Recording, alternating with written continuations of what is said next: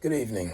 Today is not a very good day because while I'm unemployed, because I was let go, they let me go from my job the other day as a chef over some crummy little generic pub eatery. It's not a very good day. I was waiting for an interview as well that didn't come through.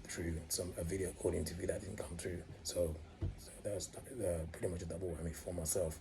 But anyway, it's an interesting day because it's a very sad day because I would begin. I'd like to begin by saying, rest in peace, the people that perished in a plane crash over in Rhodes, where they were attempting to put out a fire that was wrecking the countryside. It was a bushfire, and it wrecked the countryside. They were sending planes over and putting out the fire with water deliveries by plane, and sadly one of the planes crashed.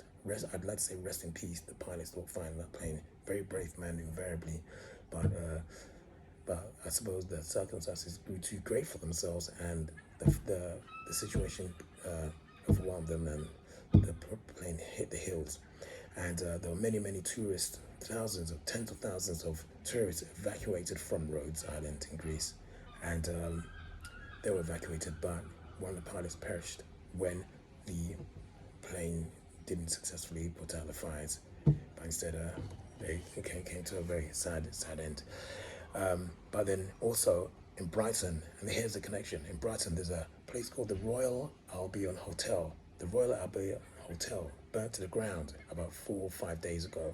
Now it's called Royal, and that's invariably it's going to be a connection to the royal family of Great Britain, King Charles III, and this hotel burnt to the ground.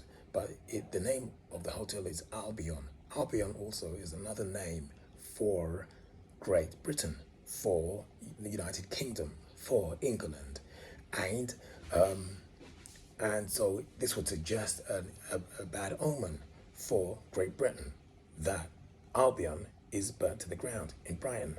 Also, this doesn't bode well for there being Brighton to be the gay capital of the world.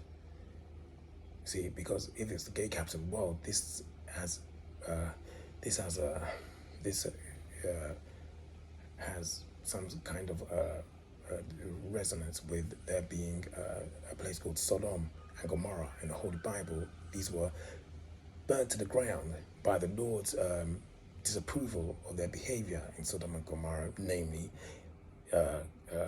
men sleeping with men. And then, of course, what you have is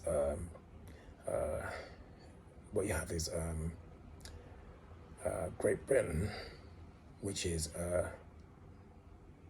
the place in which the fire took place, known as GB. So if you have GB for Great Britain, the fire took place in Great Britain for the Royal Albion Hotel. But also, when you pronounce my middle name, now I'm unemployed. My middle name is Baja, and the way Baja is spelled is Golf, Bravo, Alpha, Delta, Zebra, Alpha, and that spells Baja, I guess, is a silent G. But then, of course, that begins with G and B. So if you are pronouncing Great Britain, you have the initials G and B. So similar to the great tale of King Arthur, who drew the sword from the stone, he was able to resurrect a sword from a lifeless object and a inorganic object, an object that was like effectively not alive. He resurrected a sword from a stone, and that proved he was the king of all England. Well, myself, therefore, the tale of King Arthur and the Round Table is that he was a king who had something called a grail, a holy grail, and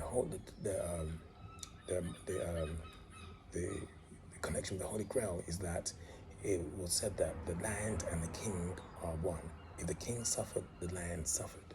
If the land suffered, the king suffered.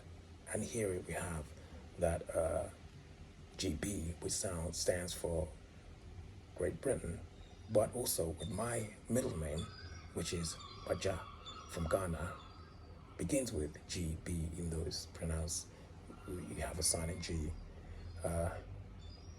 So I'm known as Baja, but then Great Britain is GB, and the Holy Grail is that the land and the king are one.